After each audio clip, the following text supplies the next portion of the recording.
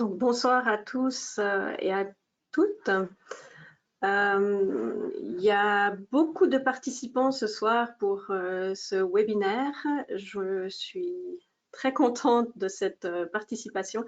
Donc, j'attends que les participants arrivent gentiment et puis on va pouvoir commencer la présentation dans un court moment. Donc, je suis Corinne Coleman, je suis infirmière pour la société CEP, pour ceux qui ne me connaissent pas encore.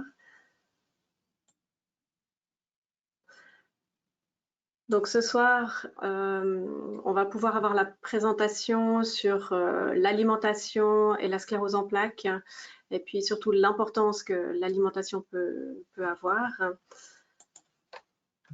Et puis, donc, on va avoir une conférence de la part de Karine Gendre, qui est diététicienne diplômée et puis qui a une expérience avec la sclérose en plaques. Donc voilà, et puis comme on est beaucoup de participants ce soir, vous pouvez nous poser des questions à la fin de la présentation, et puis ce sera des questions qu'on va traiter en direct mais par écrit, ce qui fait que c'est possible qu'on ne puisse pas répondre à toutes les questions qui seront posées ce soir. Donc n'hésitez pas à m'envoyer un mail sur notre site internet avec vos questions et puis je les transmettrai à Madame Gendre. Et puis après, on terminera avec des infos et sur la fin du webinaire. Donc, voilà, je vais passer la parole à Madame Gendre. Je vais partager sa caméra et puis le micro.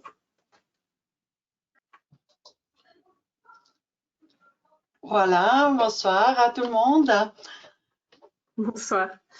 Je vais vous partager aussi l'écran, comme ça vous pouvez mettre la présentation. Votre présentation.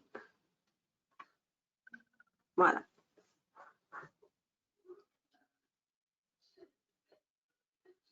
Voilà.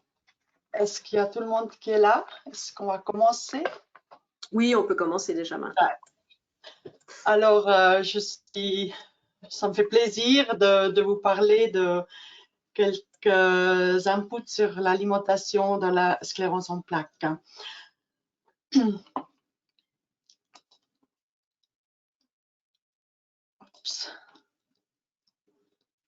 C'est bon? Vous me voyez toujours? D'accord. Alors, quand on cherche des conseils sur l'alimentation en cas de CEP, on trouve beaucoup. Tellement qu'on ne sait plus trop quoi penser et puis on ne sait plus trop qu'est-ce qu'il faut croire. On trouve des régimes comme Kousmine, Paléo, Seniela, et puis on trouve des conseils pour supprimer des groupes d'aliments. Des questions sur les microbes, sur le microbiote se posent. Et puis là, il y a bien des études qui étaient faites et puis malheureusement, ils sont toujours pas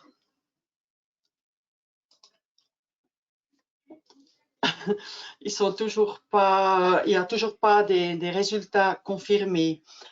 Je pense que j'ose dire qu'il faut vraiment faire attention à des conseils qui promettent guérison et puis parce que il n'y a pas quelque chose qui est vraiment confirmé et puis ça peut être très cher. J'aimerais vous présenter certains nutriments et j'espère que vous arrivez mieux à vous situer dans ce jungle de cette alimentation et la sclérose en plaques. Le plus important, bien sûr, c'est d'avoir une alimentation équilibrée qui couvre nos besoins en nutriments ainsi des vitamines et puis des sels minéraux. Et puis là, on a la pyramide alimentaire, c'est un bon moyen de de montrer cette alimentation équilibrée, parce qu'on peut dire c'est l'image d'une alimentation équilibrée. Ce qu'on voit plus bas et puis la ligne plus large. Ça veut dire on devrait consommer davantage ces aliments qui sont montrés dans cette pyramide plus bas. La pyramide, elle ne serait pas complète sans la pointe.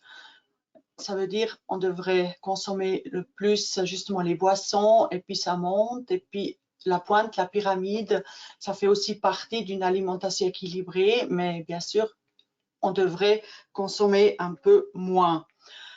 Un autre outil aussi pour une alimentation équilibrée, c'est l'assiette. On peut dire aux 3 repas, nous devrions consommer ou bien avoir les 3 familles présentes dans l'assiette. Des féculents, une source de protéines et puis des légumes et puis des fruits. Aujourd'hui, ou bien tout de suite, on va se pencher un peu plus sur les protéines et puis on va voir un peu de plus près les lipides, les graisses. Hein. Et puis on va parler un peu je vais parler un peu des fibres, des antioxydantes et puis le calcium et le vitamine D. Si on commence par les protéines qu'on consomme peuvent se transformer en protéines du corps avec des différentes fonctions. C'est des protéines de structure qui constituent des muscles, la peau. Les protéines sont importantes pour des hormones comme l'insuline ou bien l'hormone de croissance, aussi des enzymes et puis des anticorps et puis des protéines de transport. Pour tout ça, les protéines sont importantes. On peut dire le besoin en protéines, c'est environ 1 gramme par kilo de poids normal.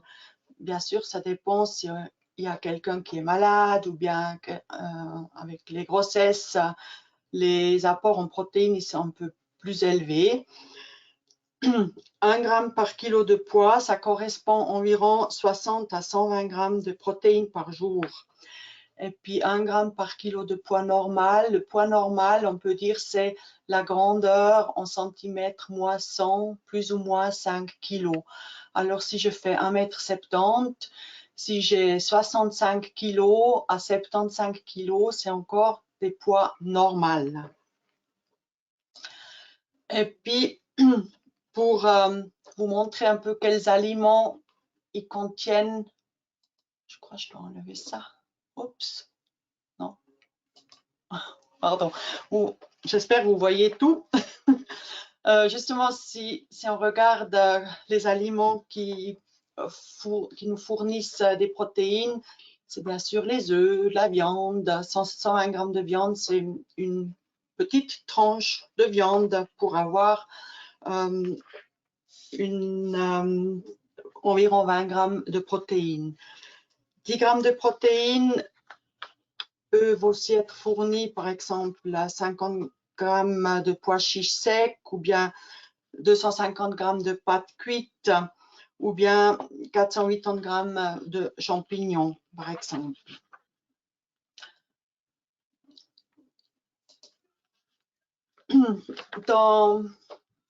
Comme on entend beaucoup, comme quoi il faut diminuer un peu la consommation de viande. Pour ça, les protéines végétales, ils sont très importants.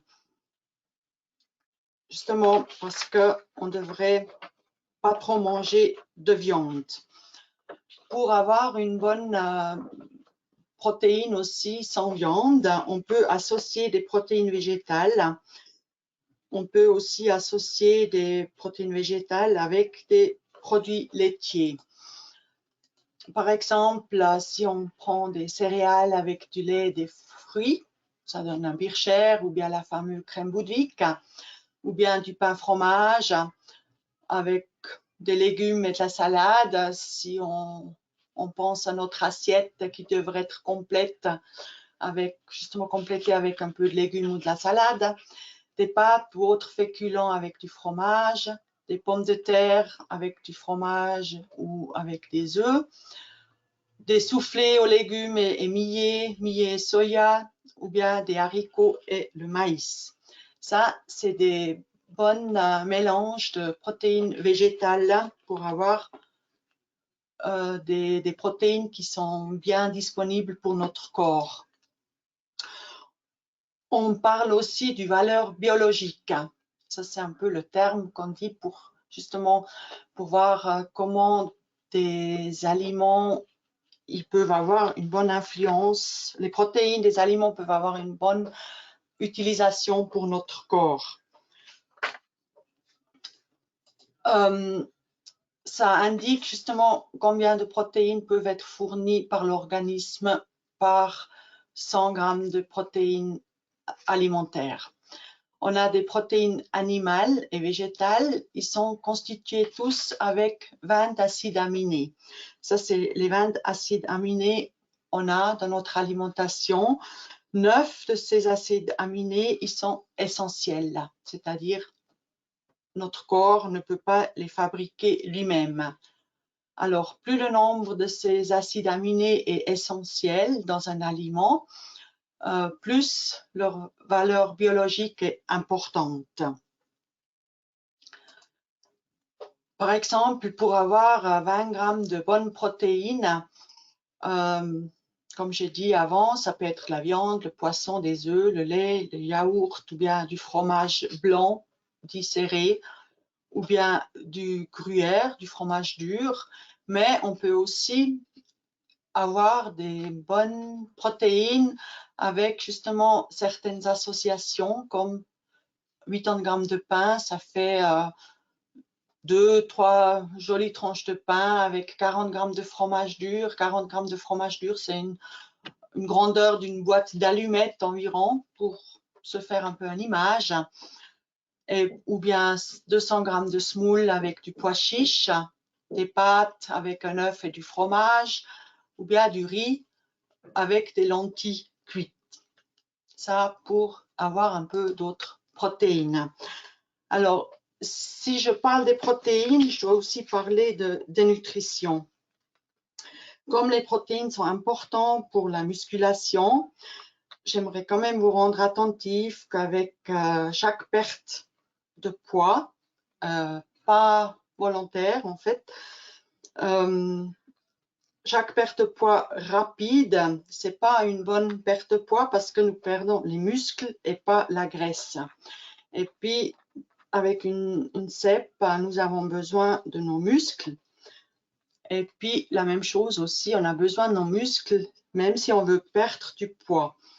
Alors, aussi dans les régimes pour amaigrissants qui promettent de perdre dans 3 mois 15 kilos de poids, c'est bien joli, mais c'est plutôt déconseillé de faire des régimes si sévères parce que là, on perd les muscles et puis on ne perd pas la graisse. Et puis quand on reprend du poids, on reprend la graisse. Ça explique ce fameux effet yo-yo. On perd les muscles et puis on reprend la graisse. Et puis après, notre composition de corps, elle est beaucoup plus gras qu'avant d'avoir fait un régime. Une perte de poids volontaire de 2 kg par mois, c'est ça qui est plutôt conseillé. Alors, si vous voulez perdre du poids, il faut commencer par avoir du temps et puis la passion. Il faut compter pour 10 à 15 kg de poids. Si vous voulez perdre 10 à 15 kg de poids, il faut compter presque une année. Alors, si on perd plus que 5% de notre poids dans un mois, le risque d'une malnutrition est quand même là. Après, on a dit on veut voir un peu plus près les lipides. Les lipides, bien sûr, c'est des nutriments les plus énergétiques, mais ils sont quand même indispensables à la vie. Le corps humain stocke l'énergie sous forme de lipides. Les coussinets de graisse protègent les organes vitaux, et puis ça fournit au corps aussi une isolant thermique. Les lipides, ils sont aussi importants pour les vitamines liposolubles, qui sont les vitamines A, D, E et K. Et puis, ils facilitent aussi leur absorption dans l'intestin. Les lipides, ça donne du goût aux aliments car ils véhiculent les arômes. Et si on regarde un peu les lipides structurels, alors un homme de 70 kg environ, il a 7 à 10 kg de graisse. Et puis nous, les femmes, on a plus de graisse stockée dans notre organisme.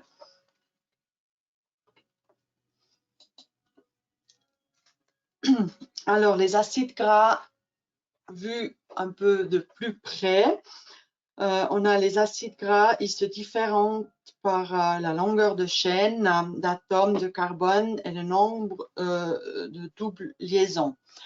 On ne peut pas dire graisse c'est égal graisse. Il y a vraiment des différences. On a justement les acides gras et puis les acides gras, on peut voir les acides gras saturés. C'est des molécules qui sont justement saturées et puis on a des acides gras insaturés. Dans les acides gras insaturés, on a les monoinsaturés. Ils sont une liaison qui est on peut faire une liaison double, hein. Et puis on a les acides gras polyinsaturés. Les acides gras saturés, ils peuvent être produits par le corps. Les acides gras monoinsaturés peuvent influencer favorable les lipides sanguines et le risque cardiovasculaire. Les acides gras justement polyinsaturés, là on trouve l'huile d'olive et puis on peut aussi dire c'est l'or vert, par exemple dans l'alimentation méditerranéenne pour justement l'huile d'olive. Les acides gras polyinsaturés, ils sont essentiels, c'est-à-dire notre corps ne peut pas les fabriquer lui-même, on doit les fournir par la nourriture. On les sépare en oméga 3 et puis en oméga 6. Et puis, surtout dans la sclérose en plaques, on s'intéresse beaucoup et puis on a fait pas mal d'études aussi justement sur les oméga 3 parce qu'on a vu ces oméga 3, ils peuvent avoir une bonne influence sur les inflammations. Les oméga 6, c'est aussi bien sûr une acide gras polyinsaturé, mais les oméga 6, dans les oméga 6, on trouve l'acide gras linoléique et puis aussi l'acide gras arachidonique. Et puis, vous avez sûrement aussi déjà lu que les acides gras arachidoniques, ça peut influencer les inflammations. C'est pour ça que ces acides gras polyinsaturés, ça nous intéresse dans le cas de sclérose en plaques. Et puis, on trouve aussi les acides gras trans. Les acides gras trans, c'est des produits transitoires entre les acides gras saturés et les acides gras insaturés. Et puis, ils peuvent être créés à l'aide de procédés naturels, par exemple par les bactéries dans le système digestif chez les vaches, par exemple, ou ils peuvent être créés industriellement quand on fait la margarine, par exemple, ou bien quand on chauffe trop longtemps une huile et puis ça fume et puis ça brûle. Ça peut faire des acides gras trans. Et puis on les trouve aussi dans les fritures, dans tous les aliments qui sont frits. Alors, on devrait un peu réduire les oméga 6 car justement le corps fabrique les acides gras qui favorisent l'inflammation à partir de l'acide gras arachidonique. Et puis, c'est aussi présenté dans la viande. C'est pour ça aussi qu'on dit on devrait manger moins de viande à cause de ces acides gras arachidoniques. Comment limiter ces apports en acides arachidonaïques, justement, c'est réduire la consommation de viande. On dit 2 à 4 portions de viande plutôt maigre par semaine. Et puis remplacer par le poisson, parce que le poisson, il a beaucoup d'oméga 3. Les légumes ou des produits à base de les légumineuses ou les produits à base de soja, comme le tofu ou le corn, céréales complètes. Et puis aussi modérer sa consommation d'œufs à 2 à 3 par semaine, parce que les œufs, ils contiennent aussi cet oméga 6, malgré qu'un œuf a aussi des oméga 3. Voilà, un peu une liste pour les recommandations. Alors, l'apport total devrait être environ maximal 40% de notre apport énergétique. Ça correspond à environ 60 à 80 grammes de graisse par jour. Actuellement, on mange quand même plus que 120 grammes de graisse par jour. On peut aussi dire la consommation, c'est 1 gramme par kilo de poids normal de nouveau. Ça fait environ, comme j'ai dit, 60 à 80 grammes de graisse par jour. Ces graisses, ils devraient être partagées un peu entre un tiers de graisse saturée et puis un tiers d'acides gras monoinsaturés et puis un tiers des acides gras polyinsaturés. Et puis, dans les acides gras polyinsaturés, il faut regarder pour privilégier plus les oméga 3 à la place des oméga 6.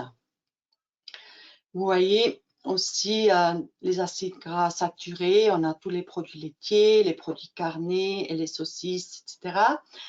Les oméga, les monoinsaturés, c'est les huiles d'olive, l'huile de colza, l'huile de tournesol, high oléiques, les amandes et les noisettes, ils contiennent pas mal des acides gras monoinsaturés. Et puis dans les polyinsaturés, les oméga 3, on a les noix, l'huile de colza, l'huile de lin, l'huile de caméline, l'huile de soja, les poissons, le saumon, sardines, etc. Aussi les autres poissons, mais les poissons gras, ils ont un peu plus. Dans les oméga 6, on a l'huile de tournesol, l'huile de chardon, l'huile de germe de maïs, et pépins de raisin, l'huile de pépins de courge, parce que justement, ils ont des acides arachidoniques. Beaucoup trop d'oméga 6, c'est pour ça qu'on les conseille moins aujourd'hui. On devrait privilégier plus des huiles plus riches en oméga 3. Autrement, dans les huiles, il faut aussi regarder qu'on prend peut-être plusieurs huiles. Qu'on utilise une huile pour la cuisine froide, ça peut être l'huile de colza ou bien l'huile d'olive pressée à froid. Pour la cuisine classique, un peu cuisinée, saisir brièvement, on peut utiliser une huile raffinée. Et puis, pour vraiment des hautes températures ou bien pour la friture, on devrait utiliser une huile qu'on peut bien chauffer. Ces huiles high oléiques, souvent on les trouve dans les bouteilles rouges, dans les magasins courants. Ça, c'est les huiles qu'on peut vraiment chauffer à haute température. Parce que justement, une huile, une graisse qui est brûlée, ça peut donner des acides gras trans. Alors, utilisez plutôt 2, 3 huiles pour votre cuisine. Ça change aussi un peu le goût. Des conseils pratiques, on peut dire 10 à 15 grammes d'huile pour la cuisine froide. 10 à 15 grammes, ça fait une bonne cuillère à soupe. 10 à 15 grammes d'huile pour la cuisine chaude. Et puis 10 grammes de graisse pour tartiner. Idéalement, c'est le beurre, parce que la margarine, des fois, si on utilise à la base une huile qui n'est pas très favorable, on a peut-être trop d'oméga 6. Une portion de noix, 2 à 5 fois par semaine, une portion de viande, et puis une fois par semaine maximum, saucisse ou bien jambon ou du lard. 1 à 2 fois par semaine, une portion de poisson. Être attentif aux graisses cachées. 1 fois par jour, un plat gras. On peut manger des frites, bien sûr. On peut manger du chocolat, mais pas des frites avec une saucisse et puis un forêt noir dans le même repas. Une petite portion de graisse en forme de chocolat ou bien une fois des frites, c'est tout à fait OK aussi dans une alimentation équilibrée. Veillez à cuisiner avec peu de graisse et puis remplacer les mets très gras par des mets peut-être moins gras. Je pense au fromage, un fromage double crème par exemple. Ça ne veut pas dire que vous devrez manger que des fromages maigres, mais regardez que ce n'est pas que des fromages double crème, malgré qu'ils sont beaux au goût. Tous les jours des légumes verts à feuilles, tels que salade verte, etc., épinards, laitue, rampons, cressons, parce que justement, ils contiennent aussi des oméga 3. Évitez au maximum, comme on avait déjà dit, les acides gras trans. Après, on parle des fibres. Les fibres sont des nutriments que les enzymes du système digestif ne peuvent digérer. Ils font partie des glucides car les polysaccharides à longue chaîne et suivant leur structure, les fibres ils sont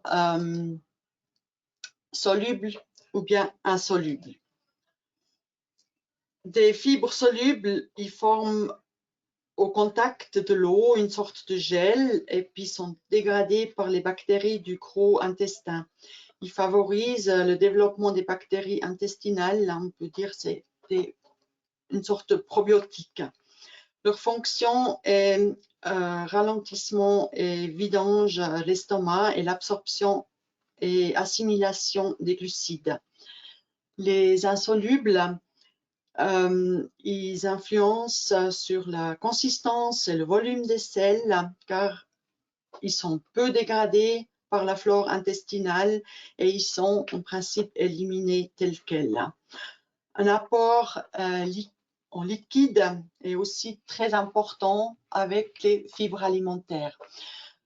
Les apports recommandés, c'est 30 grammes par jour. Et puis, vous voyez ici, 10 grammes de fibres, vous trouvez dans du son de blé, dans les salsifis, dans les haricots blancs, les framboises. Et puis, 150 grammes de pain gramme, c'est 3 à 4 tranches de pain.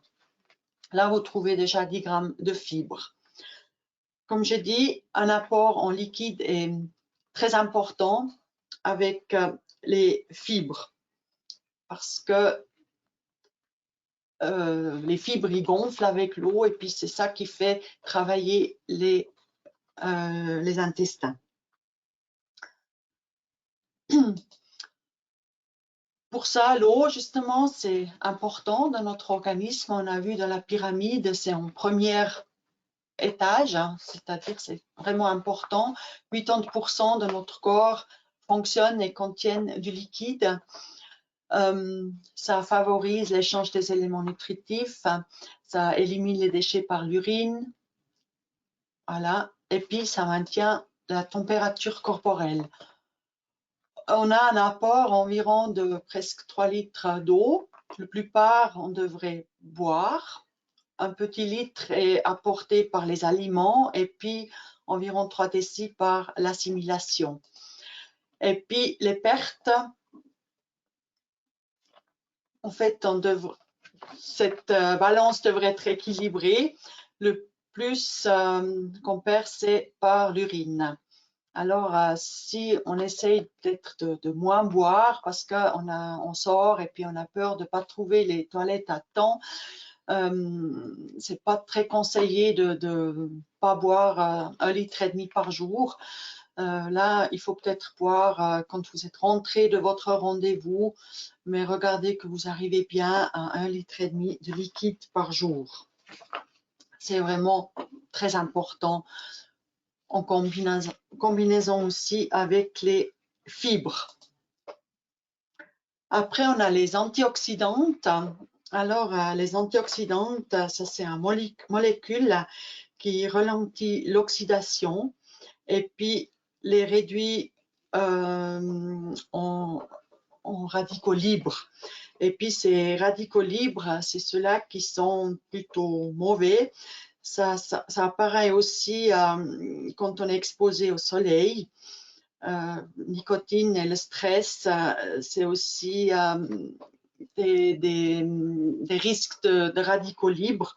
Puis ces radicaux libres, ils sont l'origine d'un vieillissement prématuré et puis diverses maladies, aussi justement le cancer, et puis on dit aussi pour les inflammations. Les antioxydantes peuvent être les bêta-carotines, on peut dire le vitamine A. Les antioxydantes, c'est aussi le vitamine C, le sélénium, le micronutriment, et puis le zinc.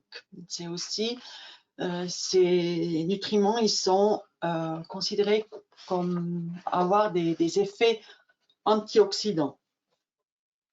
On peut aussi dire que les fibres, ils ont un effet antioxydant, comme ils réagissent avec des réductions microbielles. Et puis, les couleurs, justement, un choix varié et coloré de fruits et de légumes dans l'assiette, c'est pas seulement joli, esthétique, mais c'est aussi très utile pour lutter contre justement ces radicaux libres. Si on a tous ces couleurs, on voit, ils ont des noms très compliqués, mais on voit les actions de ces couleurs, ils réagissent comme antioxydants. Jaune, alors justement, on devrait avoir 5 fruits et légumes par jour et puis aussi regarder qu'ils sont bien changeantes aussi avec les couleurs, très variées. Et puis autrement, on a aussi les arômes, les substances aromatiques. Ils peuvent aussi avoir un effet positif comme antioxydantes. Si on prend par exemple dans l'ail, oignon, le poireau, ça c'est une sorte de fibre qu'on trouve là-dedans. Ça peut aussi réagir comme antioxydante. Ou bien justement dans le romarin et la menthe, l'arôme, ça peut être une sorte d'antioxydante. Pour le vitamine D ou bien calciférol, le vitamine D, on le trouve surtout dans les aliments d'origine animaux. L'organisme peut synthétiser le vitamine D au niveau de la peau, mais pour ça, on doit avoir du soleil. C'est pour ça que j'ai mis un peu du soleil sur ce diapo. Alors, le vitamine D, il a besoin du soleil, une exposition de soleil pour qu'il puisse être actif. Bien sûr, là, c'est pas une journée complète. On dit 30 minutes au soleil, ça devrait suffire pour avoir une bonne influence, une bonne aide pour ce vitamine D. Et puis, quand on va 30 minutes au soleil, on ne devrait pas être trop maquillé non plus parce que là, on coupe l'accès direct pour le soleil. Si on a le calcium, pour le calcium, on peut dire que notre corps, il contient jusqu'à presque 1,5 kg de calcium dans les os et dans les dents. Les sources principales se trouvent dans les produits laitiers et puis aussi dans certaines eaux minérales. Les besoins de calcium, c'est environ 1 gramme à 1,5 gramme par personne. Ça dépend bien sûr de nouveau l'âge qu'on a et l'apport en calcium. Et puis le vitamine D, ça améliore aussi l'absorption du calcium. Pour le calcium, on peut aussi dire que les oxalates qu'on trouve dans le rhubarbe et puis dans l'épinard, comme les phytates aussi, qu'on trouve dans les céréales complètes et puis les légumineuses, ces éléments, ils peuvent freiner l'absorption du calcium. Alors, les gens qui exagèrent avec des céréales, ils mettent du son de blé partout, là, ces gens-là, ils peuvent avoir un problème peut-être avec l'assimilation du calcium dans les os. Et puis pour le calcium, j'aimerais aussi vous rendre attentif que si on prend par exemple une portion de calcium avant de dormir, comme ça on évite un peu que la désossification pendant la nuit. Par exemple, un yogourt avant de dormir ou bien un verre de lait avant de dormir, ça nous donne un peu de calcium et puis c'est considéré un peu comme des travailleurs nocturnes. Et puis, de l'autre côté aussi, si on a un peu des problèmes peut-être pour grignoter tout le temps, ça peut aussi éviter qu'on mange peut-être trop de sucreries ou bien d'autres aliments qui sont peut-être moins conseillés. Si on prend peut-être un yogourt ou un verre de lait avant de dormir. Je pense que c'est déjà temps de conclure. Alors, une alimentation équilibrée, justement, c'est, on peut l'avoir un peu en forme de pyramide. Souvent, on voit aussi la pyramide méditerranéenne. Elle est un peu pareille, sauf qu'il y a un peu plus d'huile d'olive, justement, à cause des antioxydantes. Et puis, bien sûr, dans l'alimentation méditerranéenne, il y a moins de viande qu'on devrait consommer. On peut dire, pour conclure, il faut rester attentif au poids, pas trop ni trop peu. Veiller à un apport suffisamment en calcium et en vitamine D. Choisir des bonnes huiles en privilégiant plutôt un bon rapport en oméga 6 et oméga 3, plus d'oméga 6 que oméga 3. Réduire la consommation d'acide arachidonique. Et puis, regarder qu'on a suffisamment de fibres contre la constipation et aussi pour une bonne digestion et puis une bonne microbiote. Consommer suffisamment d'antioxydantes et puis, bien sûr, pas renoncer au plaisir parce que pour moi, une alimentation équilibrée, c'est aussi une alimentation qu'on mange avec plaisir parce que si on mange pour manger, c'est peut-être pas toujours une alimentation équilibrée non plus. Voilà, c'était un peu mes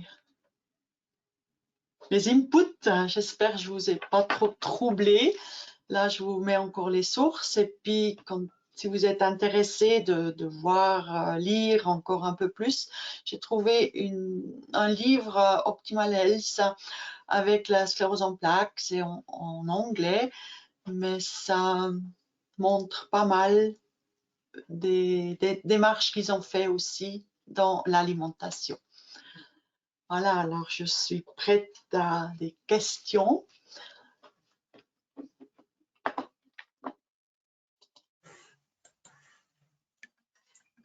Voilà. Je vous rejoins. J'espère que vous êtes restés avec moi. C'était pas trop compliqué? Du tout. Je pense qu'on a un bon aperçu effectivement de tout ce qu'on peut faire au niveau de l'alimentation. Et puis, donc j'ai pas mal de questions. Je vais aussi déjà répondre à une question qui est qu'on va transmettre le PowerPoint à ceux qui sont intéressés. Mais je crois qu'on va faire un envoi à tous les participants de cette soirée. Je pense que ça sera assez utile de le revoir, en tout cas dans un deuxième temps. Et puis, il y a également, vous me parliez également d'une adresse mail de diététicien qu'on pourrait Oui, voir si on est intéressé. Donc, c'est une adresse mail. c'est une adresse mail, c'est sur le site de l'association de la STD, le groupement des diététiciens, c'est pour toute la Suisse, hein. On a des diététiciennes qui sont reconnues.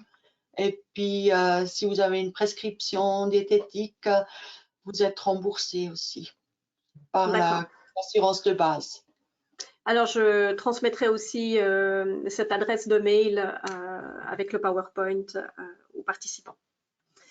Alors, comme ça, on peut prendre les questions déjà. Donc, j'ai une question par rapport aux acides gras oméga 6. Sont pro-inflammatoires, donc mauvais pour la CEP, privilégier les acides gras oméga 3. Donc, c'est ce que vous aviez dit. Il Oui, fallait plutôt, donc, privilégier plutôt les oméga 3. Parce que si on mange trop d'oméga 6, en fait, ça freine le bon effet des oméga 3. et puis, il y a une autre question, mais plutôt une affirmation, qui est éviter le poisson, trop de mercure dans ce poisson, pas bon pour le cerveau. Oui, Est-ce que bien vous avez sûr. entendu? C'est clair que si on réfléchit un peu pour des points éthiques, manger 2 fois par semaine du poisson, les lacs qui sont bientôt vides aussi, ça c'est un autre effet.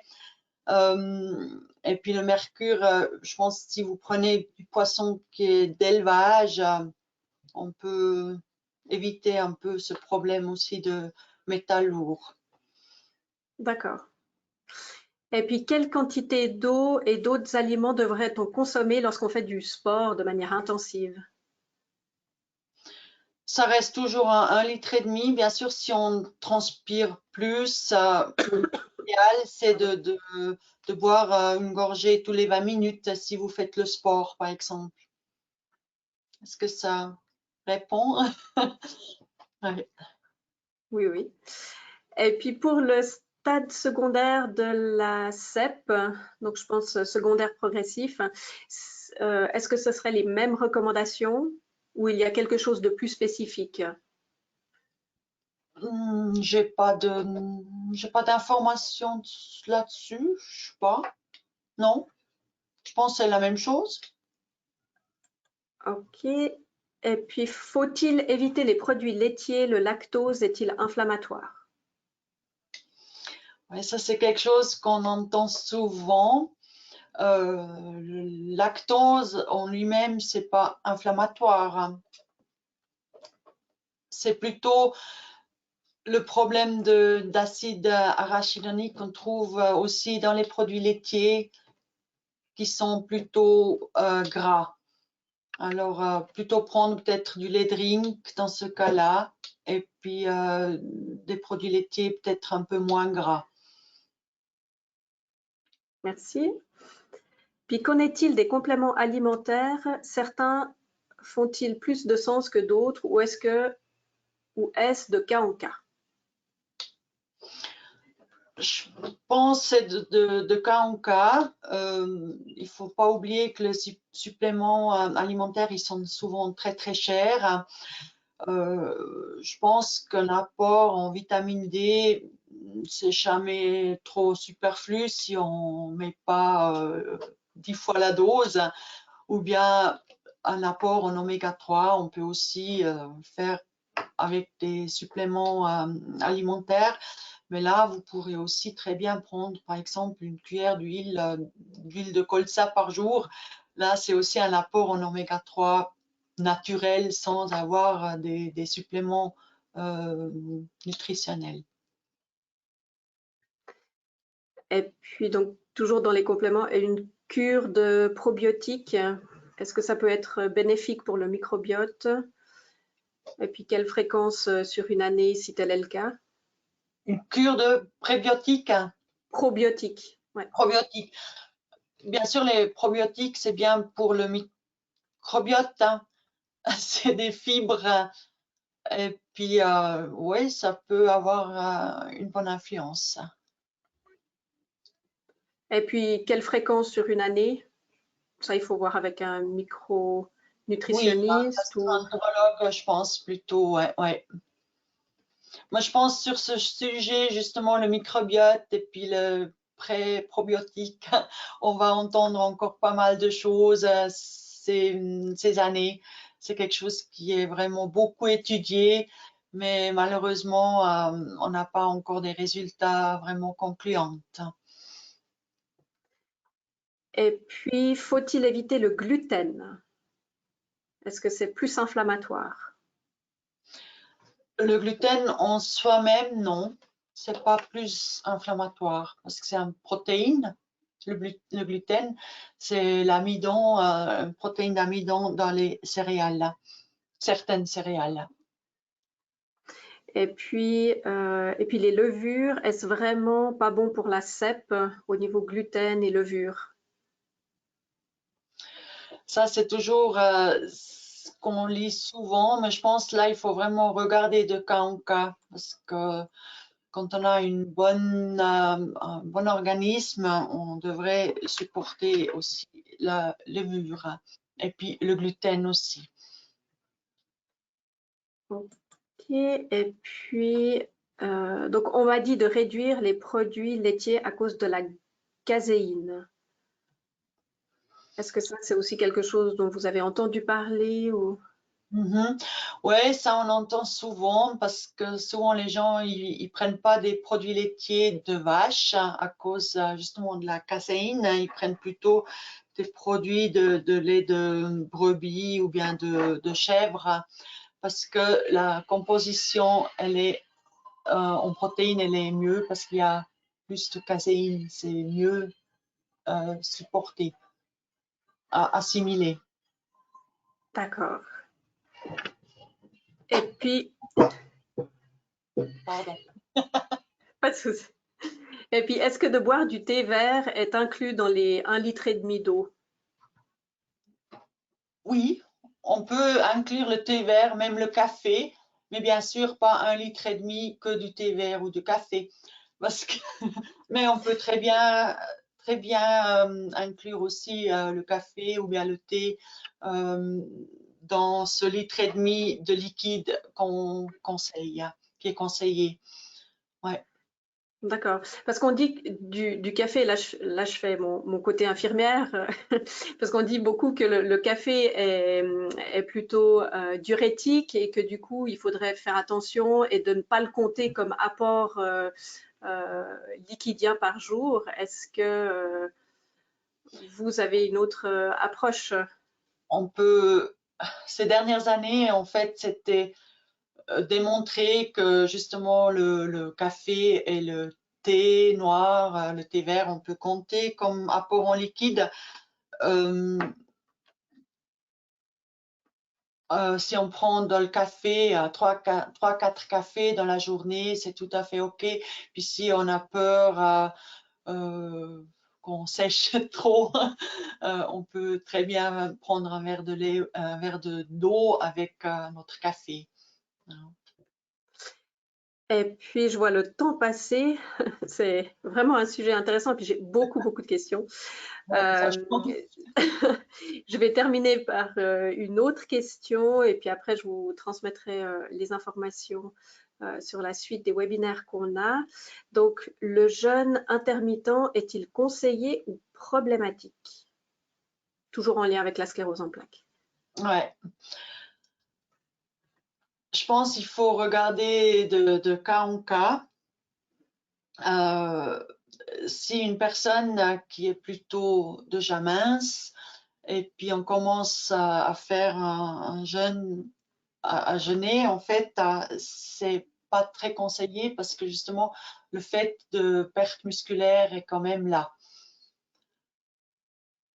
Mais je pense si on fait quelque chose pas trop sévère, pas trop strict, pas trop euh, ouais, pas trop sévère, on peut aussi faire un jeûne, on peut aussi faire un jeûne, quoi. Ouais. D'accord, mais ce serait un jeûne pour ne pas prendre de poids, mais pas pour en perdre en fait. Il ne Oui, faudrait pas faire le jeûne intermittent pour perdre du poids, c'est dans ce sens-là. non, non, non, c'est pas. Bien sûr, si vous faites un jeûne intermittent, euh, vous suivez une certaine logique d'aliments, vous mangez pas pendant un certain temps, vous mangez pas jusqu'à midi, vous attendez tant d'heures pour remanger, alors vous surveillez un peu plus ce que vous mangez. Alors avec cet effet, vous pouvez peut-être, ça peut peut-être expliquer pourquoi les gens ils perdent peut-être du poids, parce qu'ils surveillent leur alimentation. Ouais, plutôt dans ce sens-là. D'accord. En tout cas, merci beaucoup pour cette présentation et puis les réponses à nos nombreuses questions. Je Merci. vais juste reprendre mon écran. Voilà. Et puis, donc, bien sûr, on n'a pas pu répondre à toutes les questions. Donc, si vous en avez encore, n'hésitez pas à me les reposer, soit par téléphone, donc à l'infoline CEP au 0844 737 463. Et puis, cette ligne est ouverte donc du lundi au vendredi de 9h à 13h. Il y a aussi sur notre site internet un onglet où vous pouvez poser des questions que vous souhaitez. Donc, il y a un chat. Là, vous pouvez aussi poser vos questions ou alors également une adresse mail à laquelle vous pouvez adresser vos questions. Je me ferai un plaisir soit d'y répondre, soit de les transmettre justement à Madame Karine Gendre, qui aura peut-être des questions plus professionnelles que moi par rapport à cette thématique. Et puis, les prochains webinaires, ou en tout cas les cours en ligne que l'on propose, le prochain, c'est le 1er février, ça sera le shiatsu et la sclérose en plaques.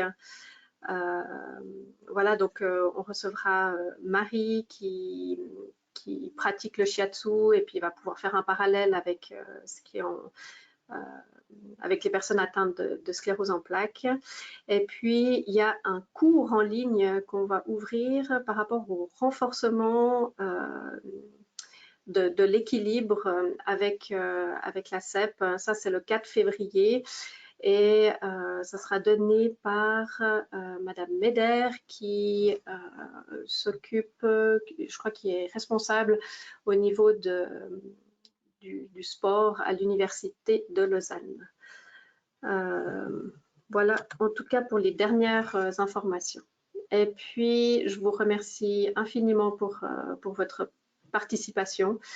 Et je vous transmettrai le PowerPoint et l'adresse pour trouver une diététicienne dans votre canton. Merci beaucoup. Au revoir et bonne soirée.